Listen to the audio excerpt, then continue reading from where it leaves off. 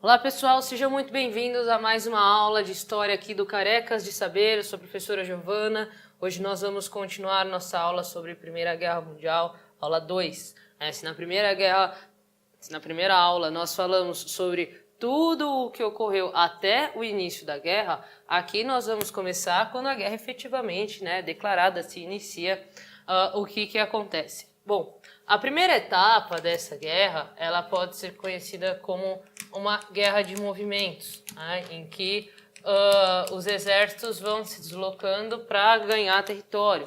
A Alemanha tem um plano, cujo nome eu não sei falar porque é alemão, que ela avança rapidamente frente ao Ocidente. A ideia é de dominar a França o mais rapidamente possível para depois partir rumo ao Oriente contra a Rússia. A Alemanha está ali cercada pelos franceses e pelos russos, e ela precisa desse combate em duas frentes.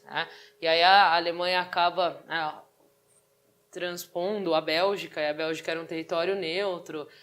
Enfim, a Bélgica, aliás, é um dos territórios mais prejudicados nessa guerra por conta da segunda fase da guerra, que é a guerra de trincheiras, que essa sim vocês certamente já ouviram falar. A Bélgica, ao final da Primeira Guerra, ela parecia um queijo suíço de tanto buraco que cavaram nela, por ela ser um território muito relevante, muito estratégico para as movimentações desta guerra. Muito bem, para quem não lembra, para quem não sabe o que é uma trincheira é um grande buraco, uma grande vala. Então, os soldados, o alistamento militar masculino era obrigatório, tal qual é hoje no Brasil, Se isso é certo ou não são outras questões, mas do mesmo modo era obrigatório, e quando havia guerra, então, todos eram obrigatoriamente encaminhados para a guerra. Esses soldados, eles passavam semanas cavando buracos no chão que tinha mais ou menos a altura de uma pessoa, um pouco mais, um pouco menos, mas tinham quilômetros de comprimento. Então, e esses indivíduos, esses soldados, passavam a viver dentro dessas trincheiras, dentro desses buracos. Então, muitas vezes, quando você saía desse buraco, você tinha uma barreira que era feita com sacos, com pedaços de madeira, com arame farpado, com diversos obstáculos. Então você tinha a trincheira, aí você tinha lá a outra trincheira do país rival, e este espaço central entre as trincheiras era chamado Terra de Ninguém. E aqui voava os tiros, as bombas, enfim. A Primeira Guerra Mundial, pessoal, é uma guerra inédita em termos de número de mortos. O número de mortos em uma batalha, às vezes, chega a 100 mil em uma única batalha, ou seja, em um único dia, você chega a este número absurdo de mortos. Nas trincheiras, a vida desses soldados, ela ficava ali, dentro do buraco. Ou seja, quando eles precisavam comer, o que eles comiam na guerra já é em si uma questão. Mas quando eles precisavam, era basicamente enlatado, o que eles comiam. Mas quando eles precisavam comer, eles comiam dentro desse buraco. Quando eles precisavam dormir, dormiam dentro deste buraco. Quando eles precisavam fazer suas necessidades fisiológicas, dentro deste buraco. Ou seja, eles conviviam ali. O colega ao lado levou um tiro. Morreu. O que você pode fazer? Jogar o corpo fora da vala. Mas você convive ali cotidianamente com a doença, com a morte, com a dor, com o frio, com a fome. Então, a vida nas trincheiras é algo extremamente ruim, para dizer o mínimo. E existem até livros que narram a vida no front, ou seja, a vida nessas trincheiras, né, no fronte de batalha, e que não é sempre algo extremamente pesado. Né? E o sentimento do lado da aliança e do lado da Entente é o mesmo. Né? Você pega textos de soldados alemães, textos de soldados franceses sobre a vida na guerra, eles vão falar exatamente a mesma coisa. Né? Eles vão... Né? Esses caras podiam ser amigos, né? Mas como eles nasceram em países diferentes, eles estão aqui se matando. Mas, enfim, isso é uma outra questão. Com o avançar da guerra, pessoal, diversas inovações tecnológicas são trazidas. Cada país quer trazer mais uma inovação para que isso seja uma vantagem para ele poder ganhar a guerra. Então, nós temos aqui, por exemplo, diversas bombas, né, que são inventadas, bombas terrestres, né, inclusive aquelas que você pisa e explode. Você tem o uso de gases aqui, tanto gases venenosos quanto alguns gases que não matam, mas deixam a pessoa cega. Né? Você tem o gás cloro, que promove queimadura nas vias respiratórias. Você tem um número enorme de pessoas que não morreram na Primeira Guerra, mas que tiveram membros amputados ou que ficaram cegas. Né? Então, quando a gente olha o número de mortes, a gente acha um absurdo. Se a gente olhar o número de feridos, né? E feridos você pode entender muitas coisas, né? Muito, muito complicado o que a Primeira Guerra deixou para a Europa. Podemos lembrar que outras inovações, o submarino, o telégrafo, o fuzil. Nós temos alguns tipos de canhões, né? O canhão Berta é uma inovação aqui. A metralhadora, a granada, enfim, pessoal, as inovações são imensas e cada uma delas mais mortal que a outra. Ou seja, né, a gente tem aqui um movimento de massacre. O objetivo de uma guerra é o quê? Você matar outra pessoa. Né? Esse, fundamentalmente, é o que se faz numa guerra. Eliminar a existência daquele que é diferente de você. Então, tudo isso aqui é construído com esta intenção. Muito bem. No ano de 1917, nós temos algumas mudanças na guerra. Alguém sabe um evento muito relevante para a história da humanidade que tenha acontecido nesse ano? Revolução Russa. A primeira revolução comunista da história. A Revolução Russa obriga a Rússia a retirar-se da guerra. Por quê? Porque é inviável para os russos combater uma guerra dentro do seu território, uma guerra civil, que é a Revolução, e outra guerra externa, outra guerra contra os alemães. Isso vai levar os russos a fazer um acordo de paz em separado com os alemães, que é o chamado Tratado de Brest-Litovsk.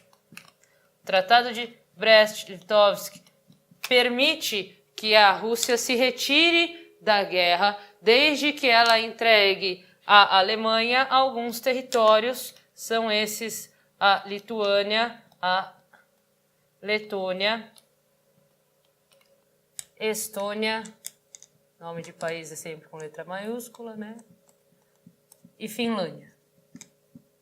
São os territórios que pertenciam à Rússia, que a Rússia cede, então ela deixa de possuir esses territórios. Além disso, neste mesmo ano de 1917, nós temos uma outra mudança na guerra, que é a entrada dos Estados Unidos. Os Estados Unidos, então, passam a fazer parte da guerra. De que lado eles entram? Os Estados Unidos vão justificar que alguns submarinos alemães atacaram navios de carga estadunidenses no Atlântico Norte e, baseado nisso, eles vão ao lado dos aliados, que é ao lado da Tríplice Aliança, que passa então a chamarem-se aliados a partir da entrada deles, combater o Império Alemão e o austríaco. Com a entrada de um país cuja guerra não está afetando o seu território, cuja sua economia não está sendo destruída pela guerra, é evidente que essa balança vai começar a pender mais a favor, né, da Tríplice Entente, a favor dos aliados. Então, pouco a pouco, né, a Alemanha vai sendo derrotada, principalmente, a Alemanha vai resistir principalmente nas guerras contra a França, né, mas ela vai sendo aos poucos derrotada, e então começa-se a pensar numa paz, né? E a principal sugestão sobre paz vem do Woodrow Wilson, que era presidente dos Estados Unidos. Ele vai fazer uma proposta chamada de 14 pontos, chamados 14 pontos de Wilson. Os 14 pontos de Wilson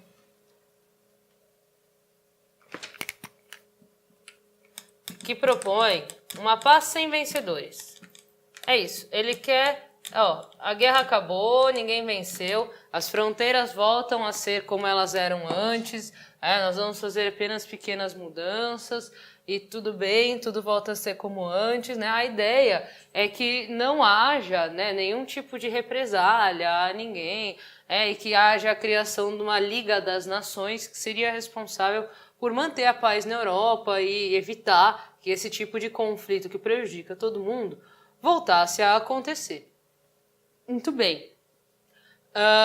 Só que este acordo, ele a princípio não é aceito pela Alemanha, porque a Alemanha continua combatendo na França, e ela acha que ainda tem condições de vencer, né? Até que no fim de 1918 a Alemanha finalmente assina um armistício, né? Um armistício é um cessar-fogo, né?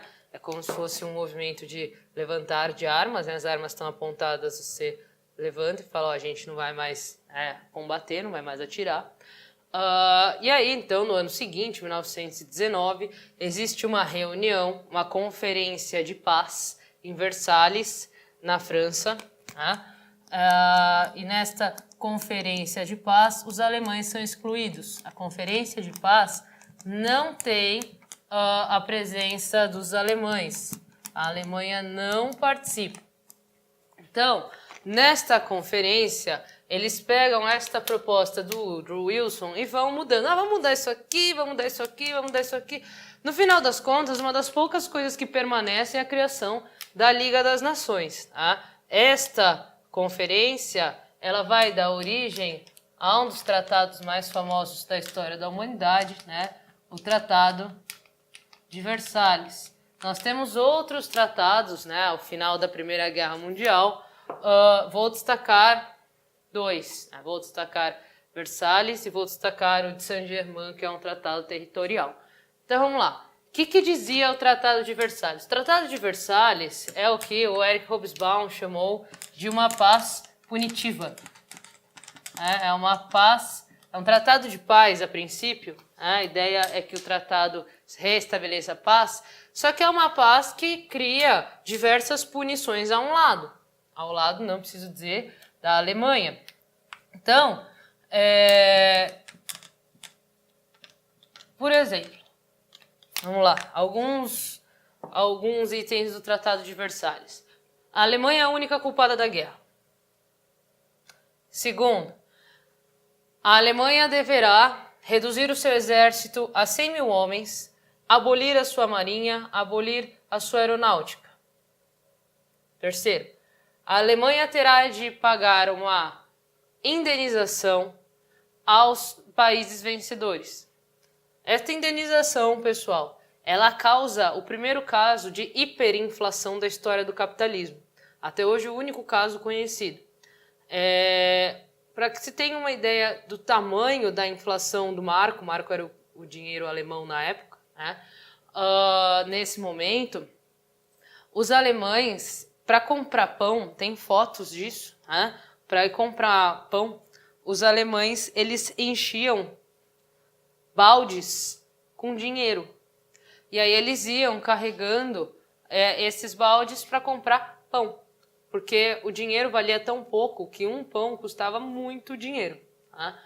A Alemanha seria obrigada a devolver suas colônias na África. Ficaria assim. A Alemanha deveria devolver, alguém vai adivinhar? Alsácia e Lorena para a França. O revanchismo francês aqui então se efetiva. Alsácia e Lorena era francesa, passou para a Alemanha, agora volta para a França. Fim do serviço militar obrigatório na Alemanha. Ou seja, pessoal, uma total desmilitarização da Alemanha, uma total humilhação da Alemanha e um objetivo de punir e prejudicar para o máximo que fosse possível a Alemanha. Tá? Então, além do Tratado de Versalhes, além destas consequências aqui da Alemanha, que eu não preciso dizer, né? A Alemanha vai ficar destruída, aí a gente vai ter uma valorização do nacionalismo alemão que vão levar a uma política de extremo nacionalismo conhecida como nazismo. Né? Isso aqui, muitos historiadores defendem se o Tratado de Versalhes, se a Primeira Guerra não é a causa da Segunda. Né? Mas isso aqui é assunto para outra aula. Vamos falar do tratado que está faltando, que vai mudar bastante o mapa europeu, o Tratado de Saint-Germain, também assinado na França, que vai mudar a geopolítica europeia. O Tratado de Saint-Germain, uma das coisas que ele estabelece é o fim dos impérios. A gente tinha 2 impérios na Europa, além do Império Alemão, o Império Austro-Húngaro, que eu já citei, que vai ser desmembrado em 2 países, a Áustria e a Hungria, e o Tratado Turco-Otomano, que também lutou ao lado da Alemanha, que vai se reduzir apenas à Turquia. Então, fim dos impérios, todos eles. Né? Além disso, nós temos o surgimento de alguns novos países, principalmente naquelas regiões em que havia muitos conflitos entre a Alemanha e a Rússia. Então, estes novos países com destaque, né? A Polônia, a Tchecoslováquia que não existe mais, né? Atualmente nós temos a República Tcheca e a Eslováquia, 2 países, e o surgimento de um país que também já não existe mais, a Iugoslávia. A Iugoslávia é um único país que vai compreender todos aqueles países dos Balcãs. Então, a Iugoslávia vai passar a ser um país que tem Sérvia, Montenegro, Bósnia, Kosovo, Macedônia, todos esses, Croácia, né, vão unir-se e formar um único país. Vejam que todos esses países, entre eles, já entravam em guerra. Quando esses povos passam a ingressar um único país, é evidente que isso não vai dar certo. Né? Isso aqui vai gerar diversos processos de guerra, de limpeza étnica, de violência, de massacre, de genocídio, de estupro. É bem complicado. Aliás, falando em genocídio, uma coisa que pouco se fala na Primeira Guerra Mundial, algumas coisas importantes, é o genocídio dos turco-otomanos sobre os armênios. Né? Eles mataram alguns milhões, se eu não me engano são 2 ou 3 milhões de armênios foram assassinados pelos turcos durante a Primeira Guerra Mundial. Outra coisa que pouco se fala da Primeira Guerra Mundial, nos últimos anos, né, tem se falado um pouco mais, é do quanto isso mudou, essa guerra vai mudar a vida das mulheres na Europa. Por quê? Porque até aqui, pessoal, é muito claro na cabeça de todo mundo que o lugar da mulher é em casa cuidando dos filhos. Só que, quando os homens têm de ir à guerra e é preciso que haja armas para esses homens lutarem, quem vai fabricar essas armas são as mulheres. Então, as mulheres deixam de ficar apenas em casa, passam a ir à fábrica, né, a trabalhar fora, a trabalhar nas fábricas, ocupando o lugar dos homens. Aliás, tem até alguns textos que falam, né, o quanto era vergonhoso para os homens trabalharem com as mulheres nas fábricas. Porque se ele estava ali é porque ele não tinha ido à guerra, né, e todos os homens iam à guerra. Né? Mas enfim, e as mulheres vão ocupar tudo que os homens faziam na sociedade, porque os homens estão todos, né, lá no front. Inclusive, uma das formas mais populares de se praticar o futebol era um futebol de fábrica, eram os times das fábricas, né? E alguns dos mais famosos equipes de futebol feminino, né, os Care Ladies, na Inglaterra, ele vai surgir a partir de uma fábrica cujos sócios chamavam-se de Care, e esse time ele vai atrair multidões e vai ganhar dinheiro fazendo exibições de futebol de mulheres por toda a Europa. E isso vai levar, inclusive, a Football Association, né, que gere o futebol na Inglaterra, em 1921, pouco depois do fim da guerra, a proibir o futebol feminino na Inglaterra, com uma forma de dizer, isso aqui não pertence a vocês, isso aqui é dos homens, né, e vocês não devem praticar isso. Aí eles vão justificar que as mulheres podiam se prejudicar, que o corpo feminino não foi feito para isso, foi feito para quê? Para gerar filhos, né, não para jogar futebol. Mas tudo é uma forma de afirmar que o poder masculino sobre o futebol, né? E muitos países vão seguir o modelo da Inglaterra e proibir o futebol feminino ao longo do século XX, inclusive o Brasil. Mas isso também é assunto para outra aula.